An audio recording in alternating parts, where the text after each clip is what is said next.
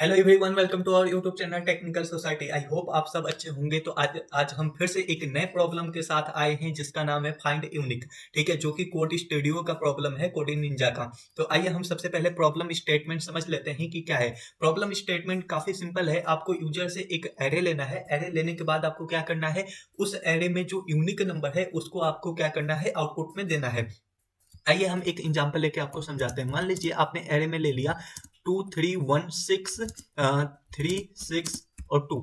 तो यहाँ पे देखिए जो 2 है, एक 2 और प्रेजेंट है, 3 भी 2 बार प्रेजेंट है, 6 भी 2 बार प्रेजेंट है, लेकिन जो 1 है वो सिंगल टाइम प्रेजेंट है। ठीक है, तो यूनिक कौन सा हुआ, 1 हुआ। ठीक है, सेम ऐसे ही आप ये वाला इनपुट ले लीजिए। तो इसमें क्या है, 1 है, 3 है, 1 है, 3 है, 6 6 7 10 और 7।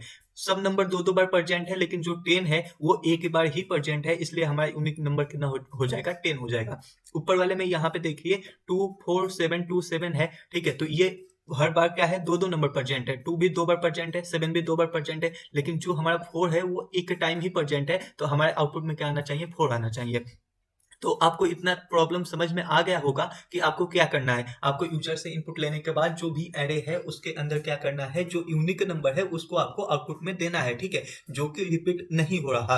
तो आइए सबसे पहले हम इसका बेसिक अप्रोच देख लेते हैं कि अगर आप बिल्कुल छोटे बच्चे हैं, ठीक है, बिल्कुल आप नर्सरी क्लास में हैं, नर्सरी नहीं, मान लीजिए आप 5वीं क्लास में हैं, ठीक है, और आपको मैं बोलूं कि यार यूनिक नंबर फाइंड करना है, तो आपके दिमाग में क्या आएगा। ठीक है, मान लीजिए मैं 5वीं क्लास में हूँ, ठीक है, मुझे अर्थमेटिक एक्सप्रेशन लगाने आती है, ठीक है, अर्थमेटिक वे में ये प्रॉब्लम सॉल्व करने आती है। तो मैं क्या करता, 2 को मैं क्या कर लेता, माइनस कर देता ये वाली 2 से। ठीक है, देन उसके बाद मैं प्लस कर लेता। ठीक है, फिर 3 को लेता मैं फिर, और इससे भी हम माइनस कर लेते 3 से। ठीक है, देन उसके बाद फिर प्लस कर लेता, देन उसके बाद 6 को मैं लेता और माइनस कर देता ये वाली 6 से। ठीक है, और लास्ट में 1 को प्लस कर देता। ठीक है, तो रिजल्ट कितना आएगा, 2 - 2 0 प्लस 3 - 3 0 प्लस 6 - 6 0। ठीक है, प्लस 1, तो 0 प्लस 0 प्लस 0 प्लस 1। तो आपका आउटपुट कितना आ गया, 1 आ गया। ठीक है, तो आप इसका आंसर ऐसे निकाल सकते हैं। लेकिन प्रॉब्लम क्या है, प्रॉब्लम ये है कि यहाँ पे हमें साइन क्या करना पड़ा, चेंज करना पड़ा। ठीक है, एक बार माइनस करना पड़ा, एक बार प्लस करना पड़ा। ठीक है, तो ये हमारी सबसे मेन प्रॉब्लम है। तो इसको हम कैसे सॉल्व कर सकते हैं, तो ये जो हमने बचपन में ये काम किया ना, प्लस माइनस माइनस वाला, ठीक है, अगर कोई भी नंबर को आपको जीरो बनाना है, ठीक है, 5 है, ठीक है, और 5 से आपको जीरो जनरेट करना है, ठीक है, तो -5 कर लीजिए। ठीक है, तो कोई भी अगर 9 है, ठीक है, और आपने -9 किया तो ये पहले वाला क्या है, +9 है। ठीक है, और आपने -9 किया तो ये कितना आ जाएगा, 0 आ जाएगा। ठीक है, ये बात आपको समझ में आती है। तो यही काम मुझे यहाँ पे करना है। ठीक है, मुझे जीरो बनाना है, दो जो नंबर सेम है, ठीक है, इनको हमें क्या बनाना है, जीरो बनाना है। तो यही काम हम एजोर से कर सकते हैं। ठीक है, अब एजोर क्या होता है, सबसे पहले आपको वो हम समझा देते हैं। ठीक है, तो आपने लिखा एजोर, ठीक है, इसके कुछ कंडीशन और कुछ फॉर्मूले हम आपको बता देते हैं जो कि आपके लिए काफी यूजफुल होंगे। ठीक है, ए एजोर ए, ठीक है, ये जो साइन है, ये बीच में ये साइन है एजोर का। ठीक है, ये कितना होता है, ए एजोर ए इक्वल टू 0। अब ए का मतलब क्या हुआ, ए का मतलब हुआ कोई भी वैल्यू आप ले सकते हैं ए के जगह पे। मान लीजिए आपने लिया 2 एजोर 2, ठीक है, तो इसका भी रिजल्ट कितना आएगा, 0 आएगा। 1 एजोर 1, तो इसका रिजल्ट कितना आएगा, 0 आएगा। ठीक है, 3 एजोर 3, तो इसका भी रिजल्ट कितना आएगा, 0 आएगा। ठीक है, तो आई होप आपको ये तो समझ में आ गया। ठीक है, कि एजोर का काम क्या है, जो दो सेम नंबर का एजोर अगर आप करते हैं तो उसका जो रिजल्ट होता है वो 0 आता है। ठीक है, तो आपने अभी तक पहला कॉन्सेप्ट समझ लिया एजोर का। अब सेकेंड कॉन्सेप्ट हम समझते हैं एजोर का। अगर आप 0 के साथ कोई भी नंबर का एजोर करते हैं तो आपको सेम नंबर वहां पे मिल जाएगा। ठीक है, मतलब 0 का एजोर किया मैंने ए के साथ तो हमें ए ही मिल जाएगा। तो इसका मतलब क्या हुआ, इसका मतलब ये हुआ कि अगर 9 का आप एजोर करते हैं 0 के साथ तो आपको कितना मिलेगा, 9 मिलेगा। ठीक है, अगर आप 1 का एजोर करते हैं 0 के साथ तो आपको रिजल्ट कितना मिलेगा, 1 मिलेगा। ठीक है, तो आपको अभी तक ये जो इसका पहला कॉन्सेप्ट है ये भी समझ में आ गया होगा कि ए एजोर ए इक्वल टू 0 होता है, और दूसरा कॉन्सेप्ट क्या था कि ए एजोर 0 इक्वल टू ए होता है। ठीक है, तो अभी तक आपको यहां तक क्लियर हो गया होगा। तो अभी तक आपने क्या देख लिया कि कॉन्सेप्ट देख लिया एजोर का क्या क्या होती है। ठीक है, आप एजोर कैसे कैसे यूज कर सकते हैं ना। अब हम देखने वाले हैं कि इस प्रॉब्लम को हम एजोर से सॉल्व कैसे करें। तो ये हमें एरे मान लीजिए गिवन है। अब हम क्या कर सकते हैं, 2 का एजोर मैंने कर दिया किसके साथ, 2 के। ठीक है, देन उसके बाद इसको हम एक ब्रैकेट में ले लेते हैं आपको समझाने के लिए। देन उसके बाद मैं फिर से एजोर कर देता हूँ। ठीक है, और फिर मैं 3 का एजोर करता हूँ किसके साथ, 3 के साथ। देन उसके बाद मैं क्या कर देता हूँ, एजोर कर देता हूँ 6 का एजोर 6। ठीक है, और उसके बाद फिर मैं क्या करूंगा, एडजॉर कर दूंगा 1 के साथ। तो मान लीजिए यहाँ पे मैं एक ब्रैकेट लगा देता हूँ जिससे कि आपको इजीली समझ में आए कि हम कर क्या रहे हैं, ठीक है। देन उसके बाद यहाँ पे भी एक ब्रैकेट हम लगाने वाले हैं और एक ये हमारा नंबर हुआ। अब देखिए ये वाला 2 लिया, ये वाला 2 लिया, इन दोनों को मिला के ये 2 बना, ठीक है। अब इसका रिजल्ट कितना आएगा, 2 एडजॉर 2 0, ठीक है।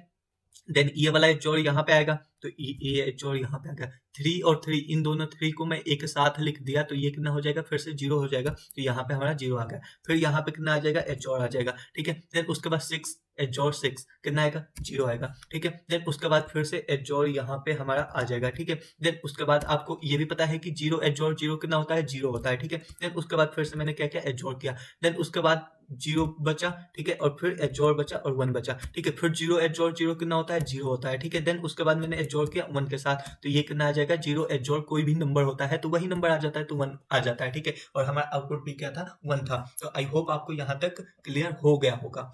तो आपको ये समझ में आ गया। देन उसके बाद आपको यहाँ पे हम दिखाते हैं 1 1 का एडजॉर कितना हो जाएगा, 0। 3 3 का एडजॉर कितना हो जाएगा, 0। 6 6 का एडजॉर कितना हो जाएगा, 0। 7 7 का एडजॉर कितना हो जाएगा, 0। अब बचा क्या, 10। तो पूरे का एडजॉर कितना है, 0 है, तो 0 में एडजॉर करोगे आप 10 का, तो हमारा आउटपुट कितना आ जाएगा, 10 आ जाएगा, ठीक है। आइए अब इसको हम क्या करते हैं, प्रोग्रामिंग लैंग्वेज में इसको इम्प्लीमेंट करते हैं C++ में, और देखते हैं कि हमारा कोड, हमारा लॉजिक सही है या नहीं है। नाउ अभी तक आपको ये समझ में आ गया होगा कि हमें क्या क्या लॉजिक इसमें लगानी है, कैसे ये स्टेप परफॉर्म करनी है। अब इसको हम प्रोग्रामिंग लैंग्वेज C++ में इंप्लीमेंट करने जा रहे हैं। तो इसके लिए सबसे पहले हम एक रिजल्ट नाम का वेरिएबल बना लेते हैं और उसको हमें असाइन कर देंगे वैल्यू 0, ठीक है। अब 0 हमने क्यों असाइन किया, क्यों नहीं 1 असाइन किया, ये भी आने वाले टाइम पे हम बताएंगे, ठीक है। अभी उसके बाद हम एक फॉर लूप लगा लेते हैं, ठीक है। फॉर लूप हमने लगा लिया, इंट i = 0 से हमने इनिशियलाइज किया, और फिर अब हम इसके बाद कंडीशन लिखने वाले हैं कि जो i होना चाहिए वो साइज से छोटा होना चाहिए। अब किसका साइज, ये साइज है एरे का, ठीक है। जैसे ये आपके पास एरे इनपुट में आया, ठीक है। इसमें कितने एलिमेंट है, 1 2 3 4 5 6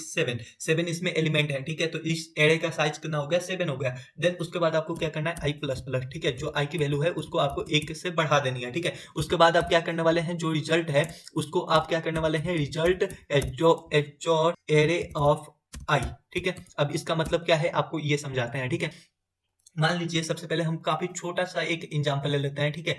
यहाँ से मैं 6 को हटा देता हूँ अगर, तो आपको ये सिंपल, इसका भी आंसर कितना आना चाहिए, 1 आना चाहिए, तो क्योंकि 2 2 का एडजॉर कितना होगा, 0 होगा। 3 3 का कितना होगा, 0 होगा, और फिर 1 हमारा यूनिक नंबर बचा, ठीक है ना। तो अब हम ये वाला एरे लेके हम देखते हैं कि ये जो हमारा लूप है ये कैसे परफॉर्म करने वाला है। तो सबसे पहले हम आइए इसको समझते हैं। तो देखिए मान लीजिए हमारा रिजल्ट है, ठीक है। रिजल्ट की वैल्यू इनिशियली कितनी है, 0 है। एरे ऑफ 0, i की वैल्यू 0 यहाँ पे आएगी, तो एरे ऑफ 0 मतलब फर्स्ट एलिमेंट, मतलब यहाँ से हमने 2 ले लिया, ठीक है। तो 0 एडजॉर 2 इक्वल टू कितना आ जाएगा, 2 आ जाएगा। तो हमारे रिजल्ट में कितना स्टोर हो गया, 2 स्टोर हो गया, ठीक है। देन उसके बाद हम फिर रिजल्ट पे आते हैं, तो रिजल्ट कितना है, 2 है, ठीक है। देन उसके बाद नेक्स्ट एलिमेंट यहाँ से आएगा 3, तो उसका एडजॉर हमने किया, तो 2 एडजॉर 3 कितना हो जाएगा, 2 एडजॉर 3 हो जाएगा। तो ये सेम ऐसे ही कहाँ पे स्टोर हो गया, रिजल्ट में स्टोर हो गया, ठीक है। देन उसके बाद फिर रिजल्ट की वैल्यू आ गई 2 एडजॉर 3। देन उसके बाद नेक्स्ट एलिमेंट आएगा, तो 1 यहाँ पे है, तो यहाँ से 1 आ गया, ठीक है। देन ये पूरा ओवरऑल क्या बन गया, रिजल्ट बन गया, ठीक है। तो ये पूरा यहाँ पे रिजल्ट में स्टोर हो गया। देन उसके बाद क्या हुआ कि ये वैल्यू कितनी है, ये वैल्यू है रिजल्ट की, ठीक है। उसके बाद हमने एडजॉर किया नेक्स्ट एलिमेंट के साथ, 3 के साथ, ठीक है। तो अब 3 एडजॉर 3 आपको बताया 0 होता है, ठीक है। तो रिजल्ट में कितना बचा, 2 एडजॉर 1 बचा, ठीक है। 2 एडजॉर 1 हो गया, इक्वल टू कितना हो गया, 2 एडजॉर 1, ठीक है। तो ये जो रिजल्ट है वो यहाँ पे आ गया। देन उसके बाद आपको लास्ट में क्या मिलेगा, 2 एलिमेंट मिलेगा, ठीक है। ये 2 आ गया। देन उसके बाद कितना हो जाएगा, 2 एडजॉर 2 कितना हो गया, 0 हो गया, और उसके बाद हमने एडजॉर किया 1 के साथ, तो हमारा रिजल्ट कितना आ जाएगा, 1 आ जाएगा। तो आई होप आपको यहाँ तक तो समझ में आ गया होगा, ठीक है। यहाँ तक आपको क्लियर हो गया होगा। अब इसके बाहर हमें क्या करना है, तो हमारा रिजल्ट तो स्टोर हो गया इसमें, ठीक है। तो अब हमें क्या कर देना है, रिटर्न कर देना है किसे, रिजल्ट को। तो आइए हम रिजल्ट को रिटर्न करते हैं। देन उसके बाद अब रन करके हम देखने वाले हैं कि हमारा कोड सही चलता है या नहीं चलता है। तो ये जितना भी टेस्ट केस है ये सब हम पास कर चुके हैं। तो अब हम इसको सबमिट करके देखते हैं कि हमारे कोड में कोई प्रॉब्लम तो नहीं है। तो कंग्रेचुलेसन, आपने बिल्कुल सही से इसे सॉल्व कर लिया। तो मिलते हैं आपको नए वीडियो में नए क्वेश्चन के साथ, नए प्रॉब्लम के साथ। बने रहिए हमारे साथ, देखते रहिए टेक्निकल सोसाइटी की video. Thank you so much.